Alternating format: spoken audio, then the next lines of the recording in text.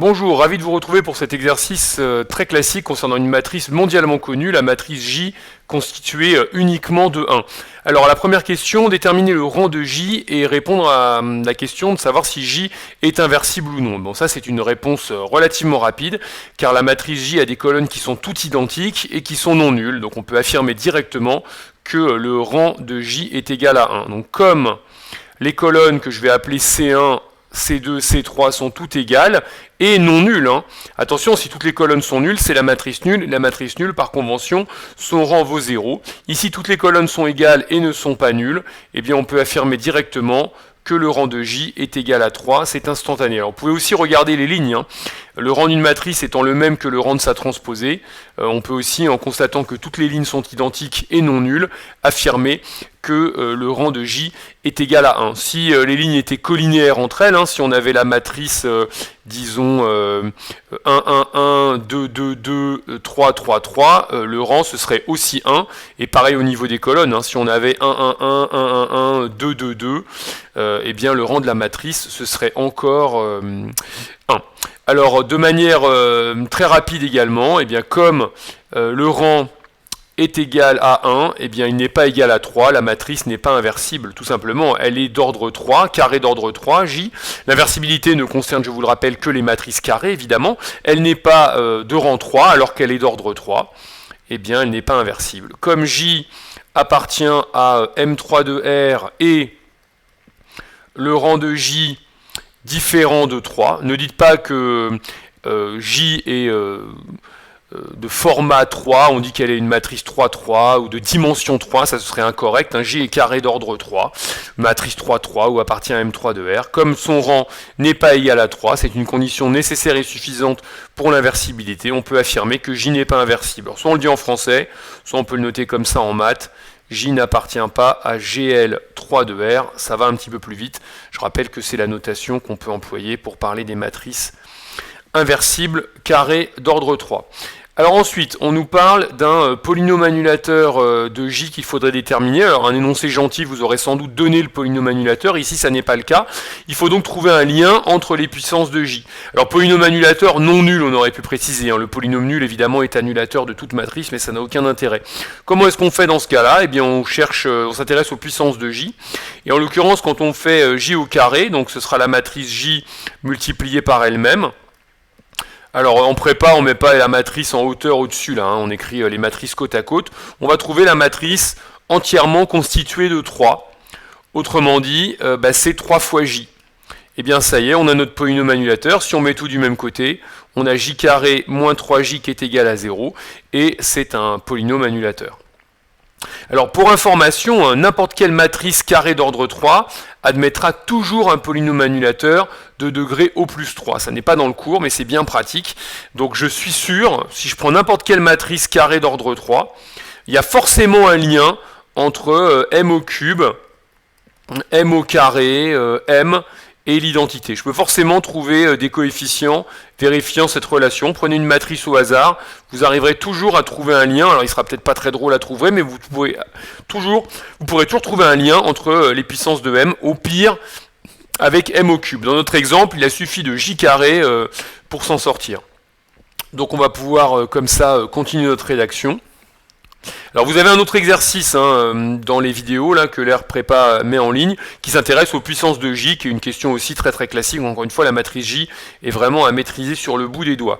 On a J au carré qui est donc égal, alors on va poser le produit matriciel sur sa copie. Il n'y a pas vraiment moyen de prouver qu'on a réfléchi vraiment au calcul, parce que là on ne va pas détailler en 1 plus 1 plus 1. C'est la matrice donc entièrement constituée de 3, la matrice J au carré. Et donc, on trouve 3 fois J.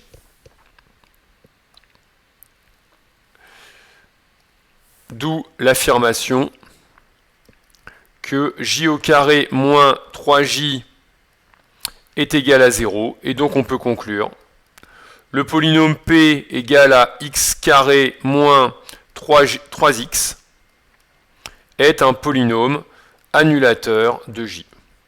Très très souvent, il y a des polynômes annulateurs qui interviennent. Ça sert surtout en deuxième année, quand on va parler de diagonalisation, et donc on va en parler dans les questions suivantes, mais c'est une question très très classique. Alors je le disais, oui, toute matrice admet forcément un polynôme annulateur, et ici, comme parfois, ça peut servir à étudier l'inversibilité, voire même à trouver l'inverse. Alors dans cet exemple-là, on a déjà vu rapidement à la question 1 que la matrice n'était pas inversible, mais en fait, si on creuse un petit peu, là, si vous mettez en facteur J, vous avez J facteur de J moins 3 fois l'identité, hein, attention à pas mettre J moins 3, ça n'aurait aucun sens, qui est égal à 0. Donc on pourrait s'intéresser à l'inversibilité de J en raisonnant par l'absurde.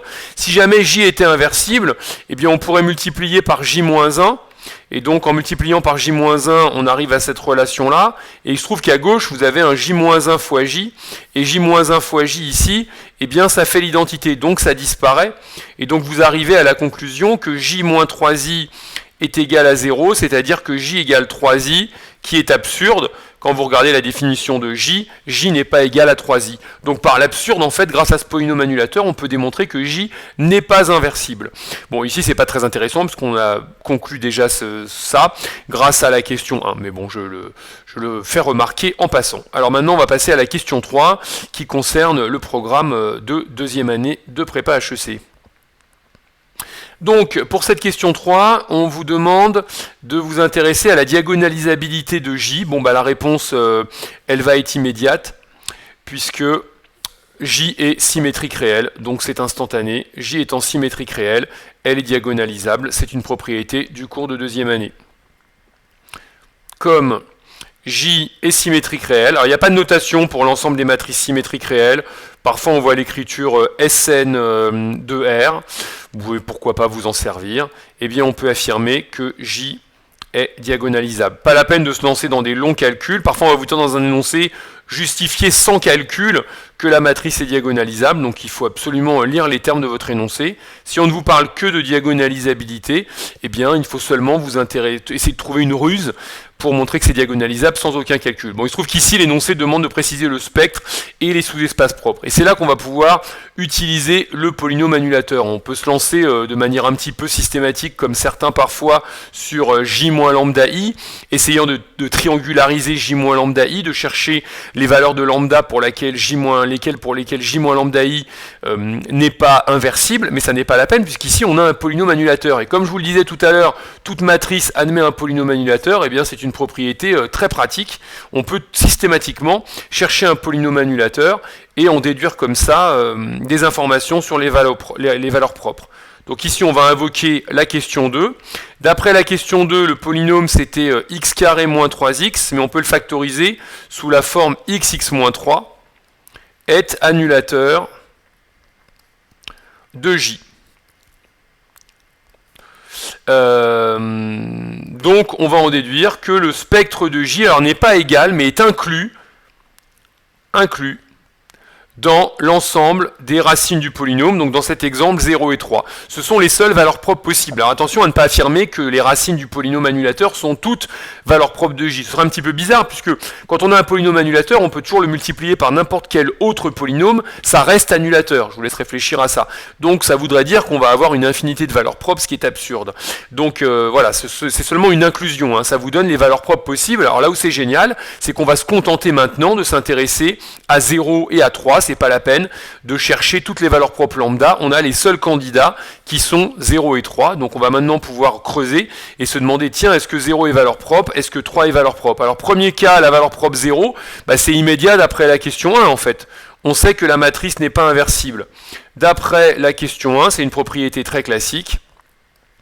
Eh bien, J n'est pas inversible, et comme J n'est pas inversible, eh bien ça veut forcément dire que 0 appartient au spectre, 0 est valeur propre de J. Donc soit vous dites en français 0 est valeur propre de J, soit en maths, 0 appartient au spectre de J, et on nous demande de trouver le sous-espace propre associé, donc on va chercher par ailleurs à quelles conditions une colonne X appartient à ce sous-espace propre.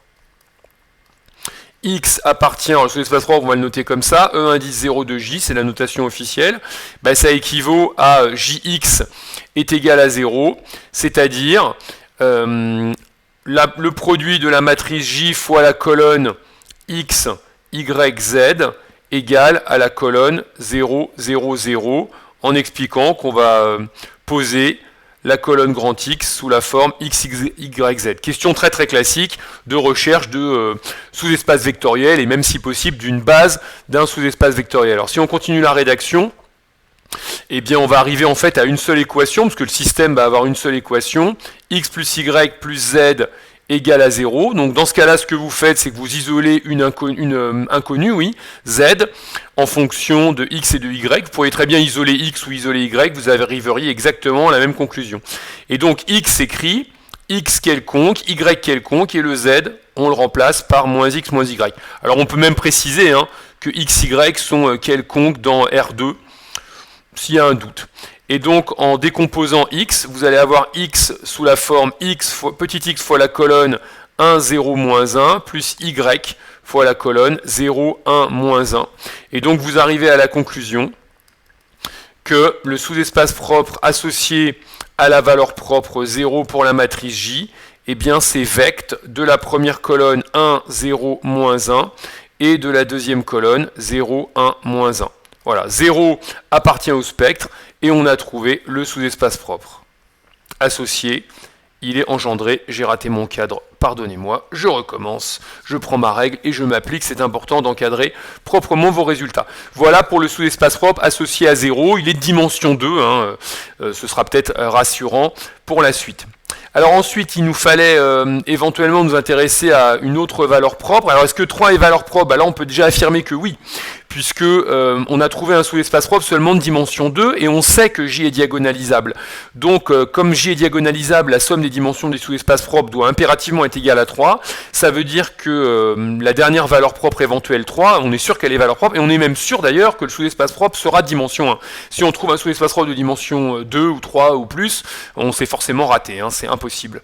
Voilà. Alors on peut, de la même façon, chercher le sous-espace propre associé à la valeur propre 3. Je vous donnerai après d'autres options qu'on pourrait suivre ici. Donc deuxième cas, la valeur propre 3. Alors c'est pas la peine de s'embêter à dire qu'elle est forcément valeur propre, puisque la somme des dimensions va faire 3, autant résoudre, puisqu'on nous demande de résoudre. D'accord? Donc de plus, là c'est le cas J égale 3. De la même façon, on va s'intéresser à JX égale 3X. Ça équivaut donc à un système, alors là les lignes vont être différentes, X plus Y plus Z égale 3X, X plus Y plus Z égale à 3Y, X plus Y plus Z égale à 3Z. Et en fait, si on regarde bien toutes les lignes, eh bien en fait, elles se retrouvent toutes égales. Donc ça veut dire forcément que X égale Y égale Z. Bah oui, X égale Y égale Z. Pas la peine de se lancer dans des opérations élémentaires. X doit être égal à Y, doit être égal à Z. Autrement dit, grand X doit s'écrire X avec X un réel quelconque. C'est-à-dire que grand X est égal à X fois la colonne avec uniquement des 1. Et donc, on a trouvé une famille génératrice, même une base de notre sous-espace propre. Je ne l'ai pas dit tout à l'heure, mais on avait une base de E0 également. Donc, ça équivaut... Ah, pardon, mais on va même l'écrire autrement. Donc, finalement, le sous-espace propre associé à 3 pour la valeur propre... pour J, pardon, associé à la valeur propre 3, eh bien, c'est vect de la colonne avec uniquement des 1, ça s'appelle même une droite vectorielle.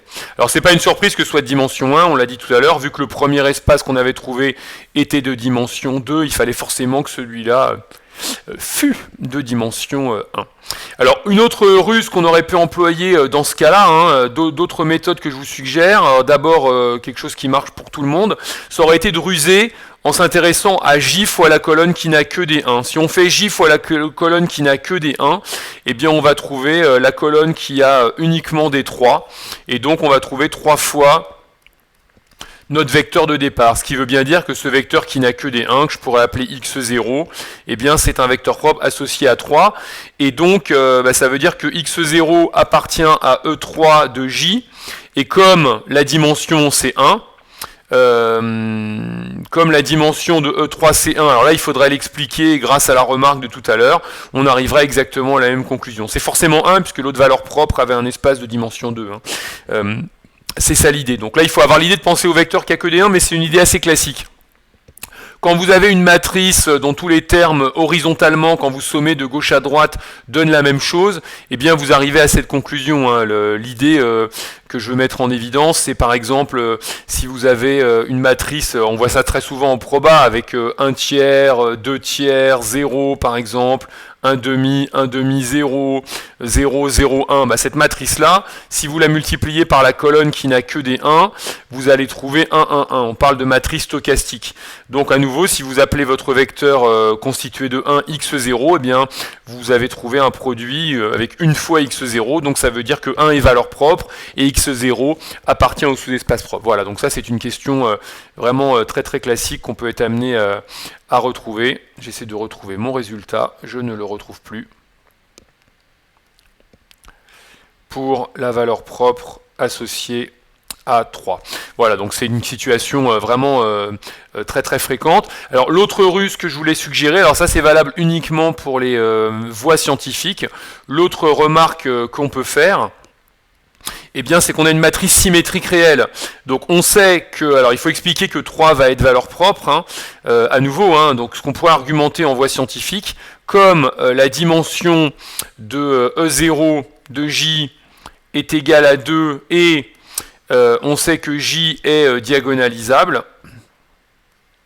J est diagonalisable, excusez-moi, eh bien forcément en fait 3 va appartenir au spectre de J, et comme J est symétrique, c'est du brouillon, hein, mais ça vous intéresse peut-être quand même de voir d'autres approches, eh bien vous savez que E3 de J est orthogonal à E0 de J.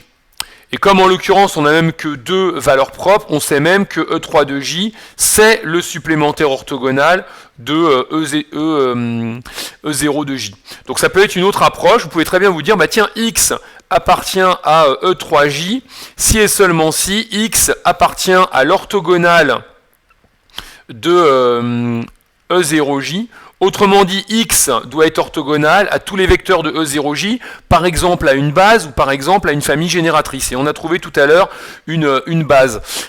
Donc il faut que X en fait soit orthogonal, on avait trouvé 1, moins 1, 0, et également X orthogonal à 1, 0, moins 1. Donc voilà encore une autre approche, ça va vous donner un petit système à résoudre, et ce système va donner les mêmes conclusions, X moins Y égale à 0, et X moins Z égale à 0, ce qui donne bien X égale Y égale Z, et c'est encore une autre approche pour trouver le sous-espace propre associé à la valeur propre 3. Voilà, j'espère que cette vidéo vous a été utile, n'hésitez pas à vous abonner à notre chaîne YouTube, à liker cette vidéo, à poser vos questions, à faire vos remarques dans les commentaires, et puis sinon, consultez notre site web pour voir ce que nous proposons comme préparation à l'oral, ou alors pour les écrits, les cours particuliers, les cours collectifs de manière hebdomadaire, ou pendant les vacances. Merci de votre attention, à la prochaine, au revoir.